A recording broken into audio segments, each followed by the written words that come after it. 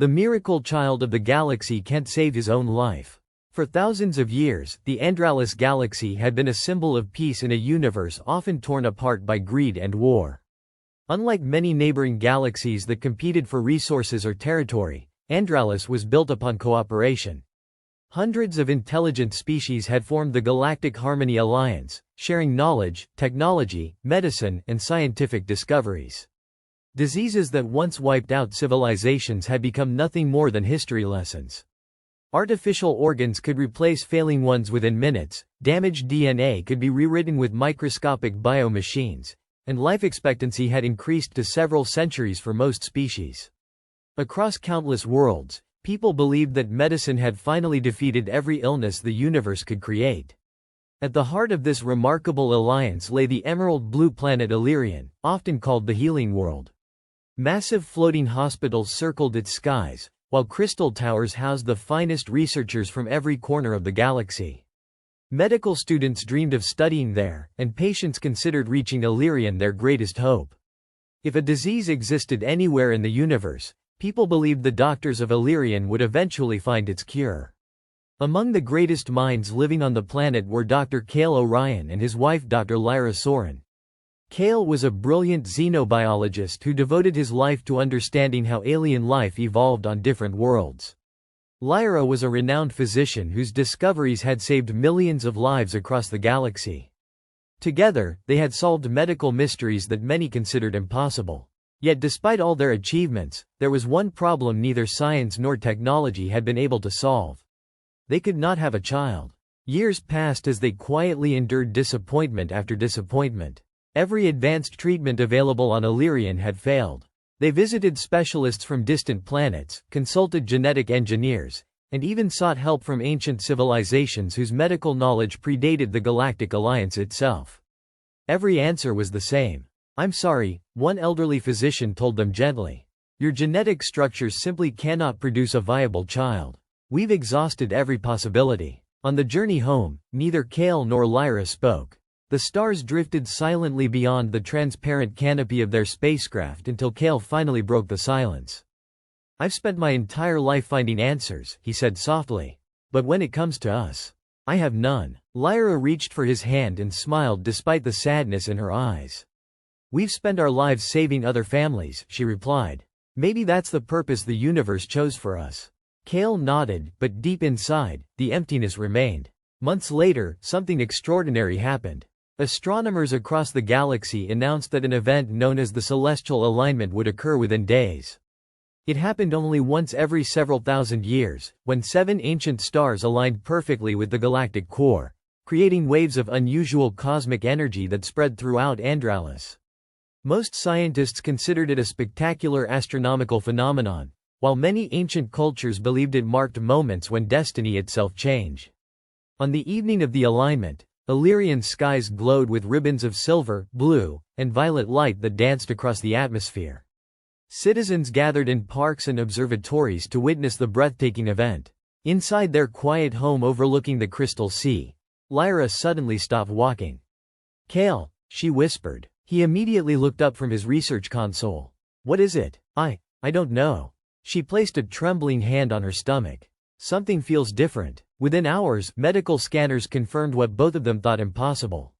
Lyra was pregnant. The entire medical community was stunned. Specialists repeated every examination multiple times, convinced the equipment had malfunctioned.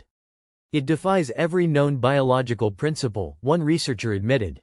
Cale stared silently at the tiny heartbeat displayed on the holographic monitor. His voice trembled. "Are you telling me this is real?" The physician smiled warmly. "As impossible as it seems, yes." For the first time in many years, hope returned to their home. The months that followed were filled with cautious happiness. Cale reduced his research schedule, choosing instead to spend every evening with Lyra. They transformed an unused room into a nursery decorated with glowing crystal flowers that changed color according to the baby's heartbeat. Friends from dozens of planets sent gifts, blessings, and messages of congratulations. "You've spent decades giving hope to everyone else," Cale's closest friend, Commander Rethan, joked during one visit. "Now the galaxy finally has a chance to spoil the two of you." Lyra laughed. I think the child will be spoiled long before he's even born. As the pregnancy progressed, something unusual became apparent. Every medical examination showed the baby developing perfectly, yet the energy surrounding him constantly interfered with the hospital's instruments. Diagnostic scanners frequently shut down without explanation whenever they attempted to perform detailed readings. It's almost as if the child is generating his own energy field, one technician remarked. No known fetus should be capable of that, another replied. Although puzzled, the doctors found no signs of danger, and the pregnancy continued without complications. Finally, under another breathtaking night sky illuminated by the fading colors of the celestial alignment, Lyra went into labor. The delivery took place inside Illyrian's central medical tower, where the galaxy's finest doctors stood ready. Outside the hospital, news stations broadcast updates as citizens eagerly awaited the birth of the child many were already calling the child of the alignment. Hours later, a healthy baby boy entered the world. His first cry echoed through the delivery room, followed by an overwhelming silence. Tiny streams of golden light shimmered briefly around his small body before fading into the air. Every monitor in the room flickered simultaneously. One by one, the doctors exchanged bewildered glances. "Did everyone see that?" whispered a technician. I think we all did," another answered quietly. Cale carefully held his son for the first time. Tears rolled freely down his face. "Hello, little one," he whispered. "We've waited so long to meet you." Lyra smiled weakly from the hospital bed. "What shall we call him?" Cale looked into the baby's bright silver eyes. Aaron Orion," Lyra repeated gently. "It suits him." The room filled with warm applause as the exhausted parents embraced their newborn son. For a brief moment, it seemed as though every hardship they had endured had finally been rewarded. None of them noticed the hospital's central quantum scanner quietly recording something no newborn should possess. Deep within Aaron's tiny cells, microscopic black crystalline particles had already begun to grow. And before the first sunrise of his life arrived, the countdown to a tragedy that would one day shake the entire galaxy had already begun. The celebration surrounding Aaron's birth continued long after sunrise. Messages of congratulations poured in from every corner of the Andralis galaxy. Political leaders, renowned scientists, military commanders, and ordinary citizens all sent gifts to the family whose impossible dream had finally come true. News channels replayed the story endlessly, calling Aaron the child of the celestial alignment. To everyone watching, it seemed like the beginning of a miraculous life. Inside Illyrian's central medical tower, however, one doctor wasn't celebrating. Dr. Celine Voss, the hospital's chief diagnostic specialist, sat alone in her laboratory, staring at the data collected from the quantum scanner moments after Aaron's birth. The machine had detected something impossible: tiny black crystalline structures embedded within nearly every cell of the newborn's body. She ran the analysis again, convinced it had to be an error. The result remained exactly the same. "No," she whispered. "This can't be real." She ordered 3 additional scans using different equipment built by 3 separate civilizations. Each scanner used a different technology to analyze living tissue, making simultaneous errors almost impossible. Hours later, every report arrived. All 4 scans matched perfectly. Celine leaned back in silence. "What are you?" she murmured while enlarging the microscopic image floating before her. The crystals were unlike anything recorded in the Galactic Medical Archive. They weren't parasites, bacteria, viruses, fungi, nanotechnology, or cancer cells. They appeared almost alive. They absorbed tiny amounts of biological energy before slowly expanding into nearby tissue. Even stranger, Aaron's own immune system wasn't attacking them. It seemed completely unaware they existed. Celine immediately contacted Cale and Lyra, asking them to return to the laboratory. Cale entered first, smiling. "I hope this isn't another congratulations ceremony," he joked. "We've barely had time to hold our son." Celine didn't smile. Her expression alone erased the happiness from the room. Lyra instinctively held Aaron closer. "What's wrong?" she asked quietly. Celine projected the microscopic image into the air. "We discovered something during your son's post-birth examination." Cale studied the image carefully. "What am I looking at?" "We don't know." The room fell silent. Lyra frowned. "You don't know?" Celine shook her head. "I've spent over 200 years studying alien diseases. I've never seen anything remotely similar." Kale crossed his arms. Could it simply be an unusual cell mutation? I hoped so. She activated another display showing multiple comparisons. I've already compared these structures against every known medical database in the Alliance. There isn't a single match. Kale's scientific instincts immediately took over.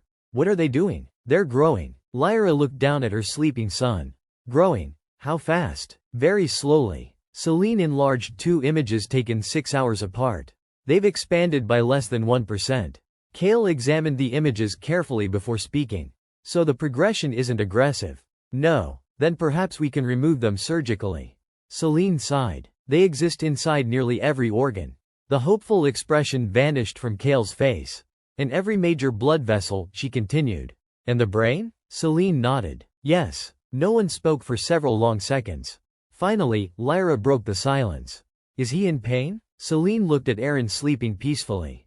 Not yet. Will he be? I don't know. Kale stepped closer to the display. If these crystals are spreading, then eventually they'll interfere with organ function. That's our concern. But they haven't damaged anything yet? No. Kale looked at his wife. Then we still have time. Celine admired his determination. I've already informed the Galactic Medical Council. The best specialists in Andralis are coming. Within 3 days, Illyrian became the center of the largest medical conference in galactic history. Experts representing over 300 intelligent species arrived aboard enormous star cruisers. Some specialized in genetics, others in quantum biology, neurological engineering, molecular medicine, or ancient healing sciences. Laboratories remained active 24 hours a day as researchers exchanged theories and examined Aaron using technologies developed over thousands of years. Every test revealed something new. None revealed a cure. One scientist suggested the crystals were microscopic life forms. Another believed they were remnants of an ancient cosmic radiation. A third proposed they were created by unknown dark matter interactions during the celestial alignment. Every theory collapsed after further testing. Nothing explained why the structures ignored every law of biology. Days turned into weeks. Aaron continued growing like any healthy infant. He laughed when his parents smiled, reached for glowing toys floating above his cradle, and fell asleep whenever Lyra sang gentle lullabies from her childhood.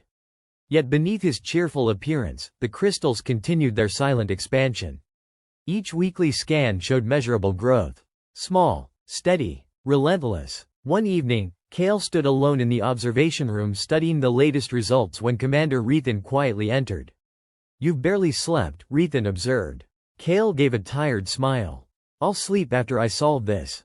You've been saying that for weeks. Kale stared through the glass at Aaron sleeping peacefully inside the pediatric care suite. I've solved diseases affecting entire civilizations. I know. I've identified organisms living inside neutron stars. I know. I've rewritten unstable alien genomes. I know. Kale lowered his head. But I can't understand what's happening to my own son. Rethan rested a reassuring hand on his shoulder. Then let others help. They already are. No, Rethan replied. Not just scientists. Kale looked confused. What do you mean? The entire galaxy is watching. Kale glanced toward the enormous observation window overlooking Illyrian. Outside, hundreds of ships orbited peacefully above the planet. Many belonged to medical organizations. Others carried diplomats. Some simply brought families praying for good news. Rethan continued softly. People you've never met are hoping your son survives. Kale watched the lights of the orbiting ships. I wish hope alone could cure diseases. So do I. Several days later, the Galactic Medical Council gathered inside the Crystal Assembly Hall. Representatives filled the circular chamber while holographic projections displayed months of research. The council's chairwoman finally stood. After reviewing all available evidence, she began solemnly, "We must accept a difficult conclusion." Silence spread across the hall. "We cannot identify this illness." The words echoed through the chamber. "We cannot explain its origin." More silence. "We cannot predict its complete behavior." Kale clenched his fists. And at this time, the chairwoman lowered her eyes. "We have no treatment." Reporters throughout the galaxy broadcast the announcement live. For the first time in modern history, the greatest medical alliance in existence openly admitted defeat before an unknown disease. That evening, Kale and Lyra sat beside Aaron's cradle inside their quiet home.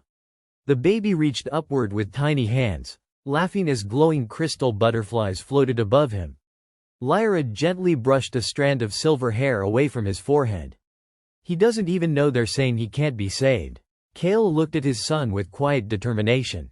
They're wrong. Lyra looked at him. You still believe there's an answer? I have to. But every expert has failed. Cale carefully lifted Aaron into his arms. Then we'll search beyond the experts.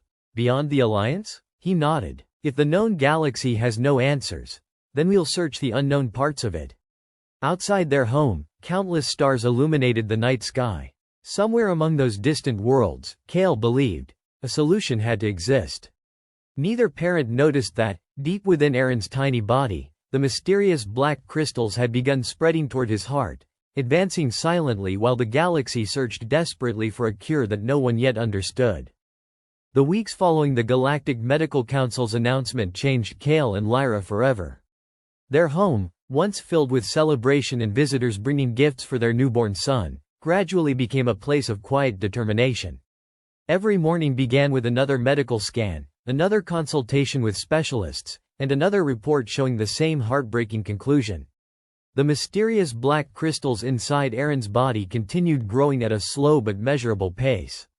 They still caused no pain, but no scientist could explain when that would change, or what would happen when they finally reached his vital organs. Cale refused to believe that the galaxy's greatest minds had reached the end of the road. If knowledge exists anywhere, he said one morning while studying an enormous star map projected across his laboratory, then we simply haven't found the right place to look. Lyra watched him mark dozens of distant worlds with glowing blue circles. You've barely slept for nearly a month. I'll rest after we save him. She walked over and gently placed a hand on his shoulder. You cannot save Aaron if you destroy yourself first. Cale smiled faintly. I know. No, Lyra replied softly. You know the words. You don't believe them. Before Cale could answer, the house's communication console chimed. A holographic figure appeared above the table. It was Commander Rethan. I hope I'm not interrupting, Rethan said. Not at all, Cale answered.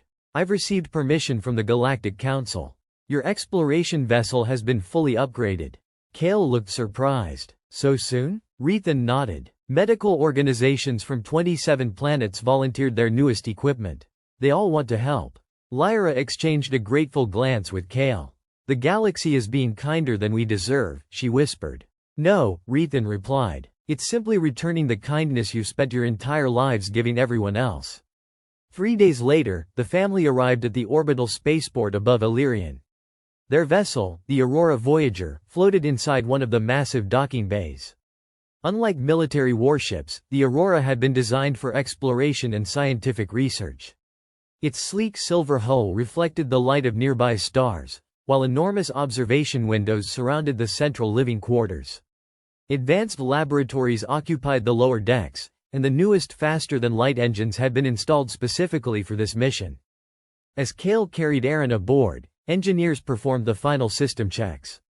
Chief Engineer Talon approached with a confident smile.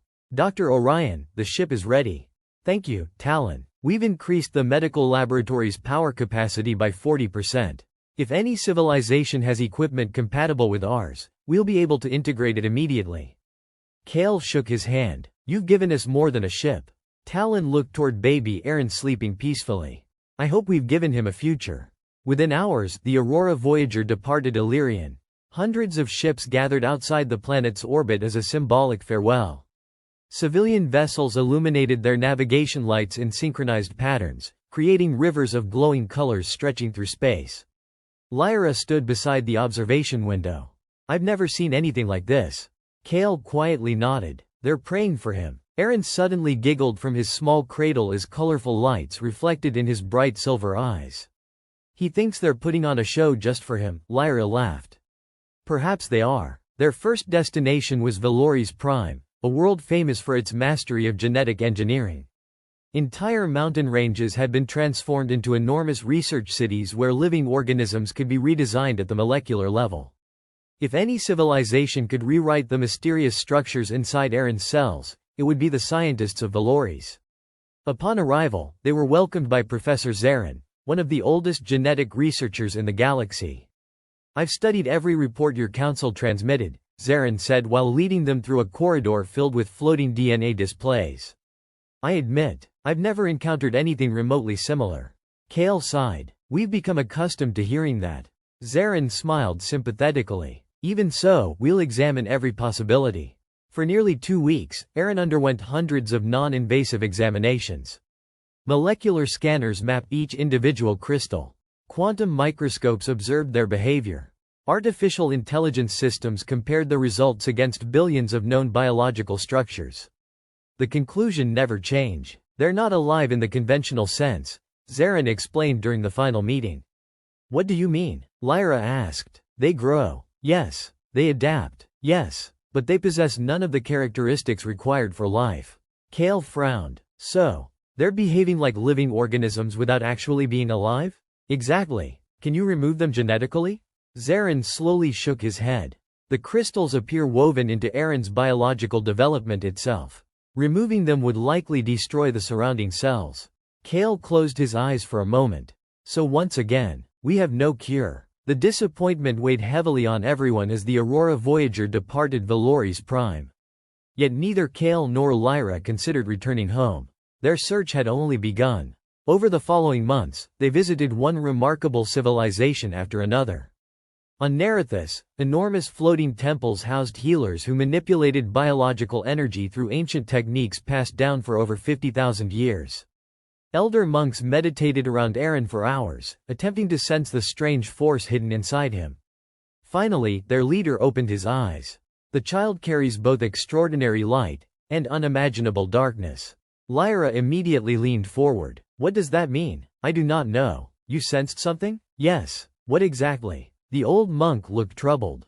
It felt as though two opposing destinies were growing together inside him. Despite their efforts, even the monks could do nothing more. From Narithus, the family traveled to Signar Station, an artificial world built entirely for cybernetic medicine. Here, surgeons routinely replaced damaged organs with advanced synthetic equivalents. Chief Surgeon Velkin studied Aaron's scans carefully. If his heart eventually fails, we can replace it. Kale nodded. And the crystals? They'll simply spread into the artificial heart as well. So replacing organs changes nothing. I'm afraid not. Every destination offered another theory. Another possibility. Another disappointment. Yet something unexpected began happening during their journey. No matter how exhausted Kale became, the moment he held Aaron in his arms, the child smiled. Even on difficult days filled with painful news, Aaron laughed whenever his parents played with him or pointed toward the colorful stars outside the ship. One evening, Lyra quietly watched father and son sitting together beneath the observation dome.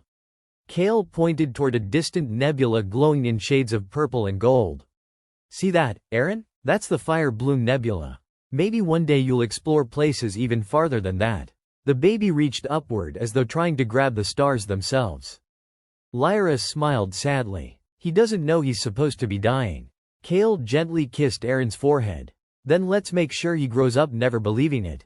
Far beyond the Aurora Voyager, hidden within the darkness between distant star systems, another vessel silently tracked their every jump through hyperspace. Its black hull reflected almost no light, making it nearly invisible against the endless void. Inside the command chamber, a hooded figure studied holographic images of baby Aaron.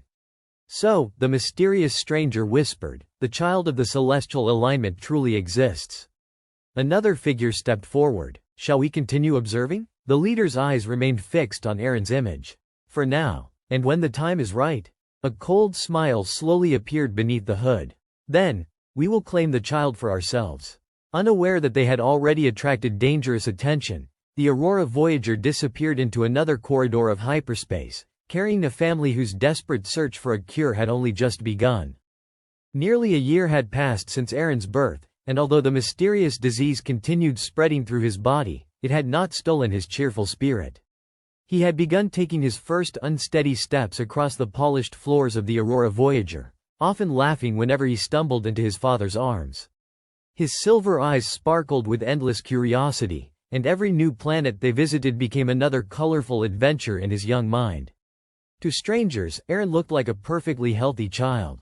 Only the medical scans hidden deep inside the ship's laboratory revealed the frightening truth that continued growing beneath his smile. The Aurora Voyager had now visited more than 30 worlds. Each civilization offered hope before ultimately admitting defeat. Some researchers believed they had discovered patterns in the black crystals, only to see their theories collapse days later. Others proposed experimental treatments that failed during computer simulations before they could ever be tested. Every setback weighed heavily on Kale and Lyra, but neither allowed despair to replace determination. One afternoon, while the ship cruised through the quiet expanse between star systems, the medical laboratory suddenly emitted a sharp warning tone. "Dr. Orion," the ship's artificial intelligence announced. "Routine cellular scan has detected significant changes." Kale rushed into the laboratory, with Lyra close behind. "What changed?" he demanded. A three-dimensional model of Aaron's body rotated above the central console. Hundreds of tiny black lights represented the crystalline structures inside his organs. Kale immediately noticed that several clusters had grown larger than before. Lyra's voice trembled. "How much?" The AI answered calmly. "Crystal expansion has accelerated by 12% compared to previous growth patterns."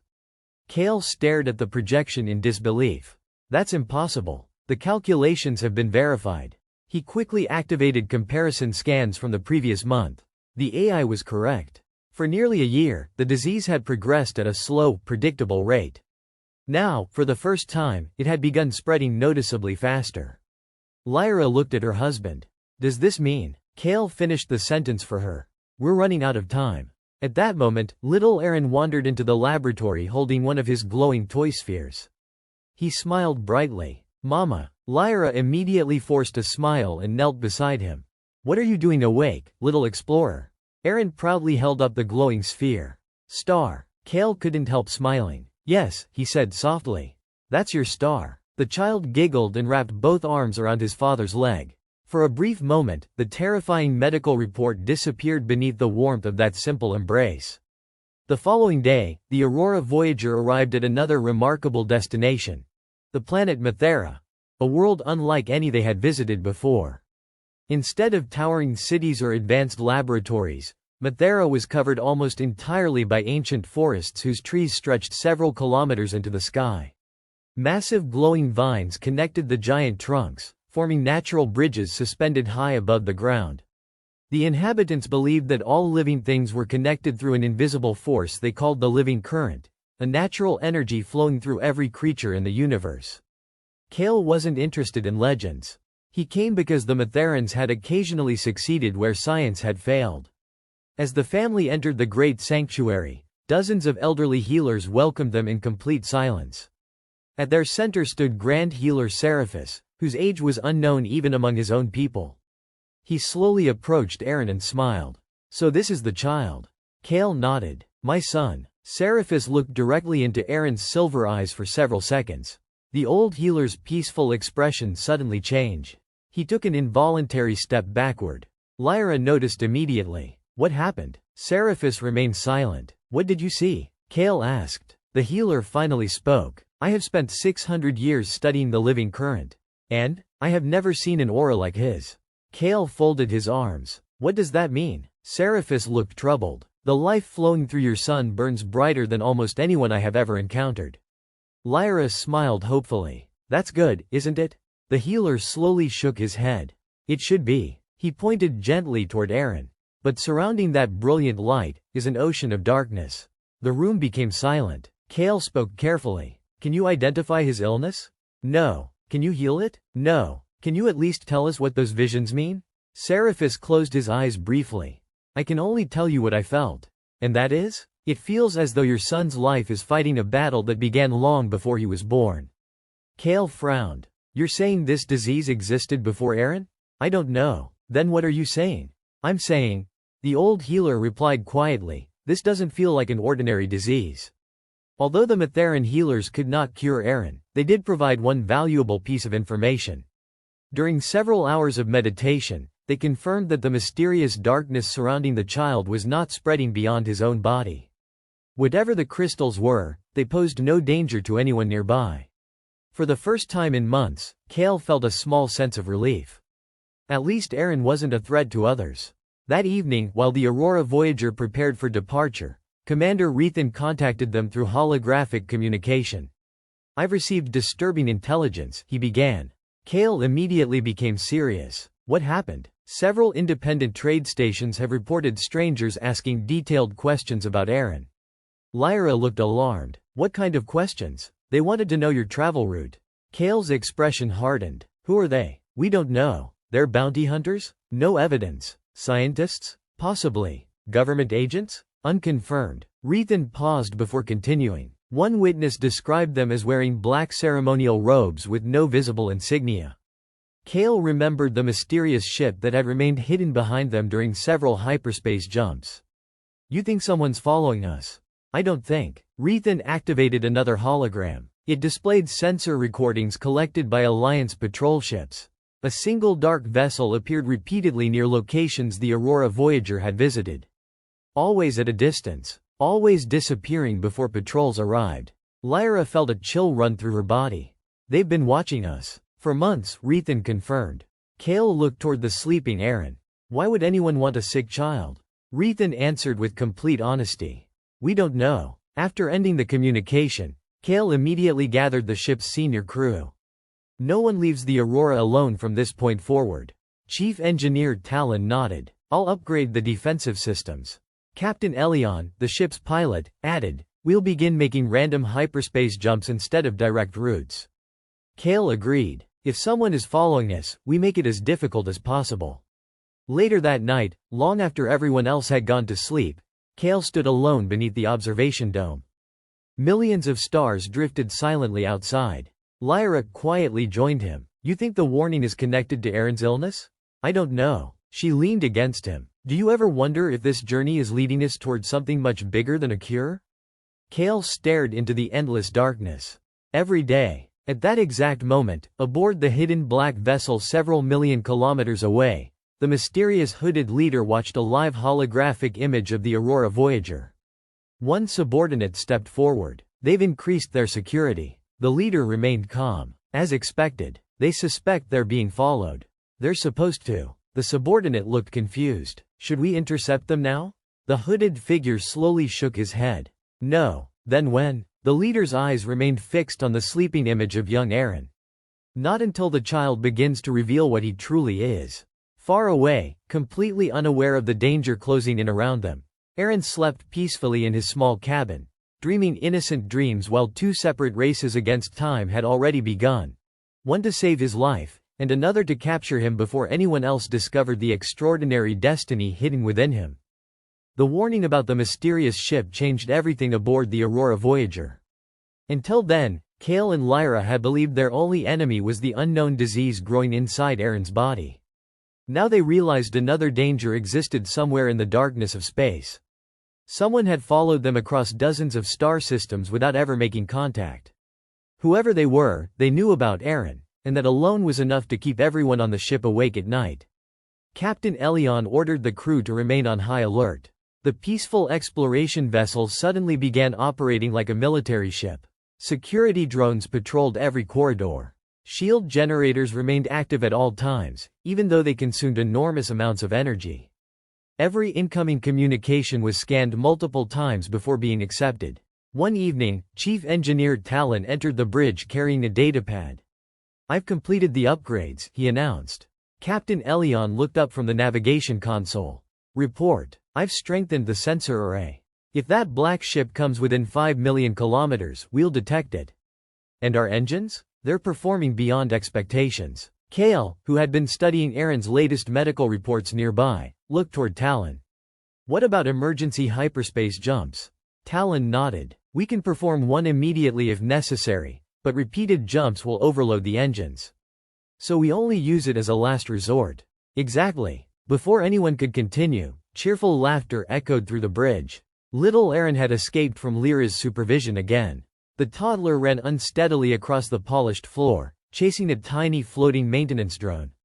Every time the drone moved away, Aaron laughed even louder, believing it was playing with him. Lyra hurried after him. Aaron, slow down. The little boy stopped beside Captain Elion's chair and proudly held up a small crystal toy. Look, Captain Elion smiled warmly. That's a beautiful star. No, Aaron corrected with complete seriousness. Ship. Everyone on the bridge laughed. Kale lifted his son into his arms. One day you'll probably fly one yourself.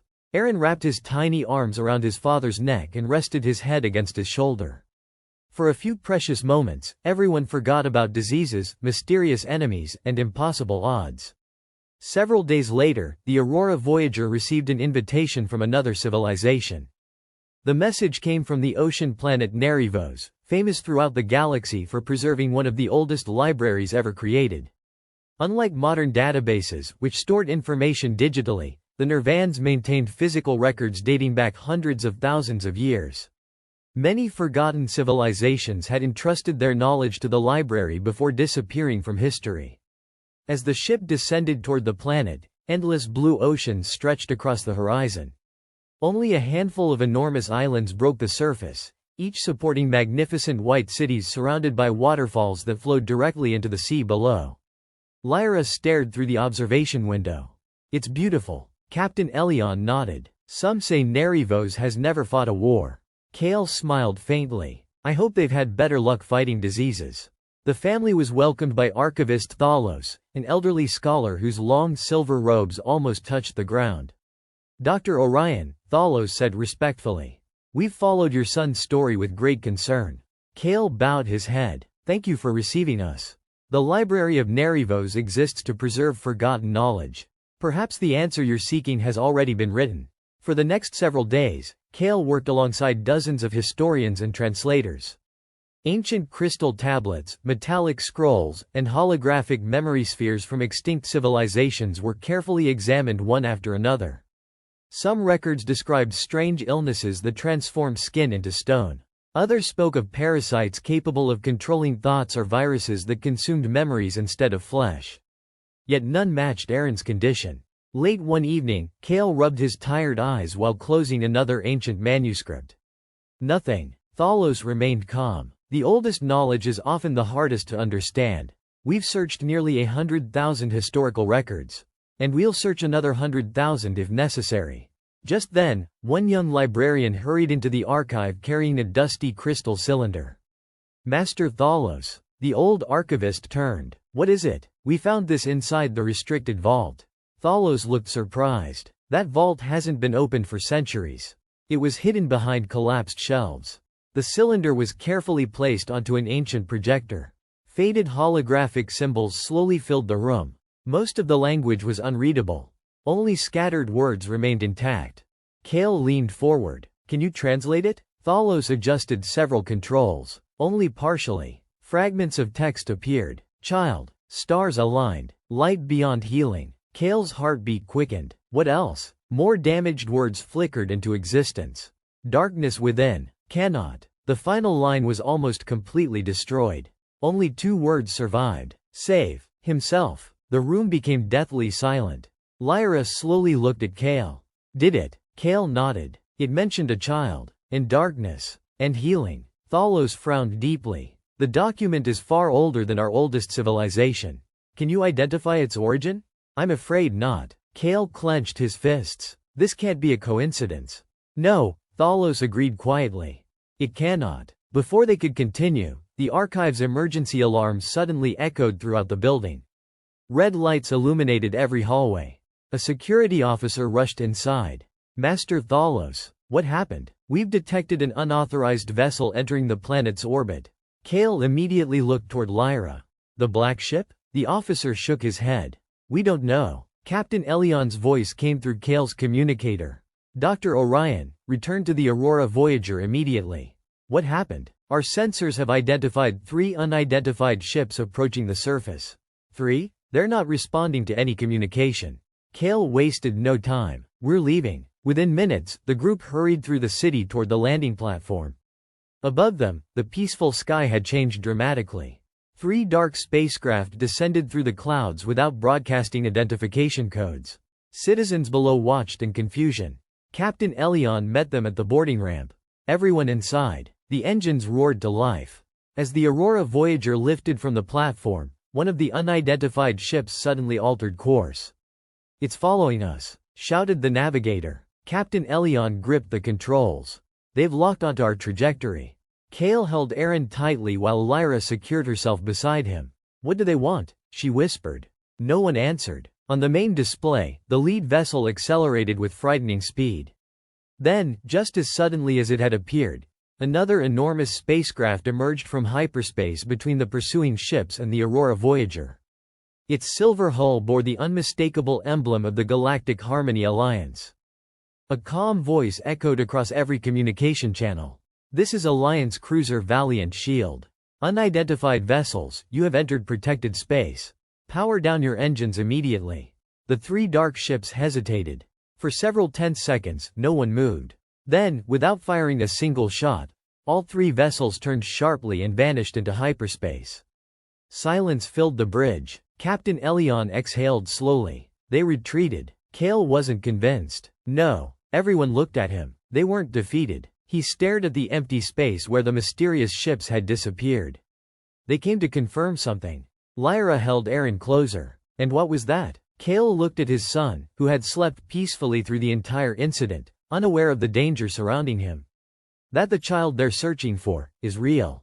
Far away, aboard one of the retreating black ships, the hooded leader watched a holographic image of Aaron one last time before shutting it off. "The Alliance has begun protecting him," one subordinate reported. The leader remained completely calm. Good. They're saving us the trouble." The subordinate frowned. "I don't understand." A faint smile appeared beneath the hood. "They cannot guard him forever." The ship disappeared into hyperspace, leaving behind only silence and the growing certainty that the hunt for the miracle child had already begun. The journey back to Illyrian was far quieter than any of the voyages before it. Although the Aurora Voyager had escaped without a battle, everyone on board understood that something fundamental had changed. Until now, Kale and Lyra had been racing against an invisible disease. Now they were also being hunted by an invisible enemy.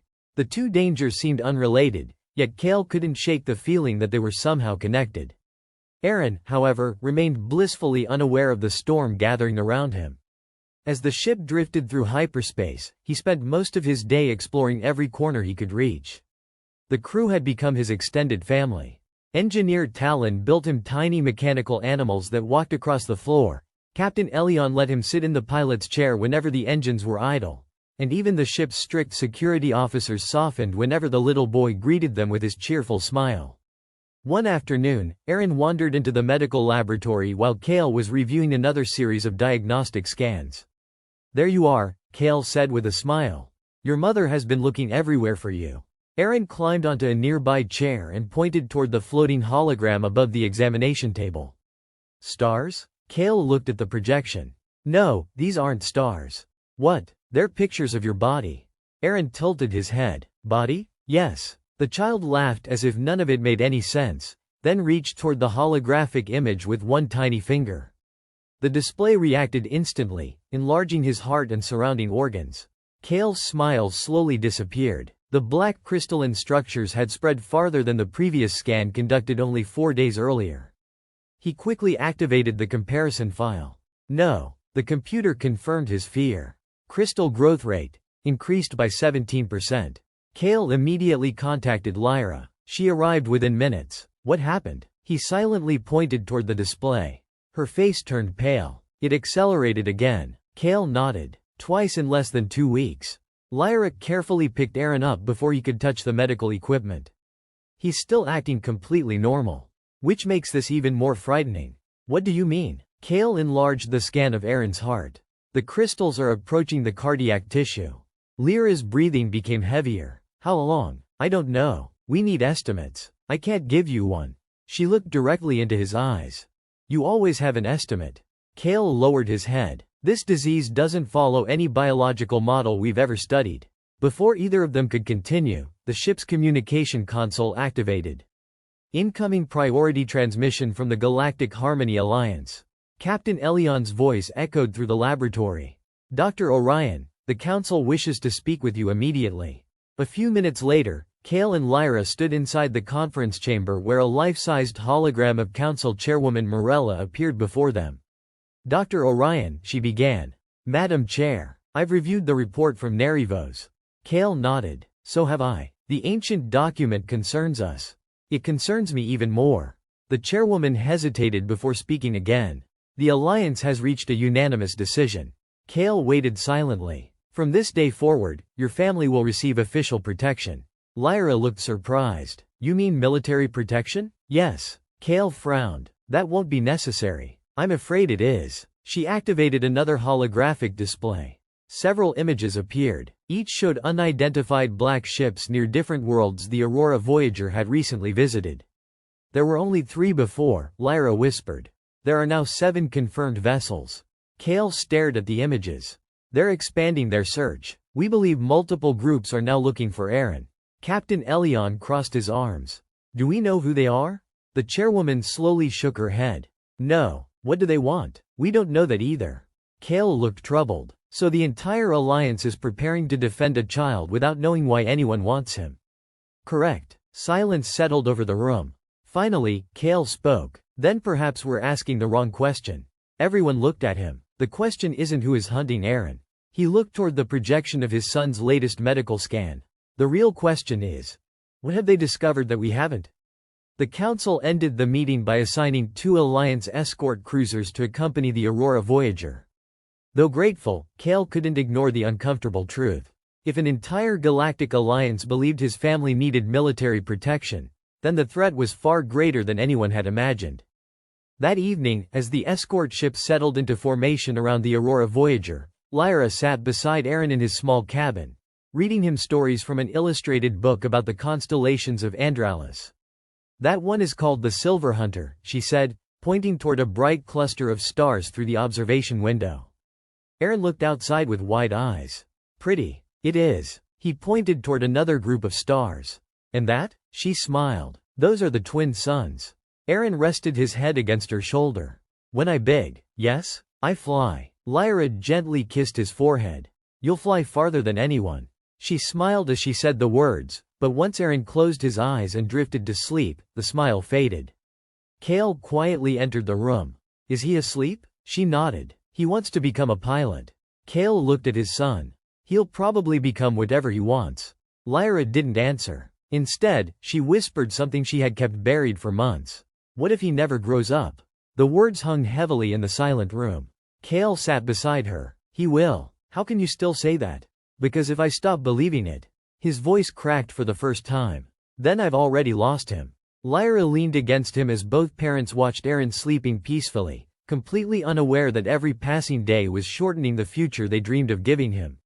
Far beyond Alliance territory, inside a hidden fortress built within the hollow remains of an ancient asteroid, the mysterious hooded leader entered a vast circular chamber. Dozens of cloaked figures stood waiting. One of them stepped forward. Our observers have confirmed everything. The leader removed the hood, revealing only a shadowed face hidden beneath dim blue light. Speak. The child exists. We know. The ancient records were correct. A long silence followed. Finally, another figure asked, should we begin the operation? The leader slowly walked toward a massive holographic map of the Andralis galaxy. No. Why not? Because the child has not awakened. Several members exchanged confused glances. What do you mean by awakened? The leader looked directly at the glowing image of little Aaron. The power described in the oldest records has not appeared yet. And if it never does? The leader smiled faintly. It will. How can you be so certain? Because the disease inside him. The leader paused, staring at the tiny image of the innocent child.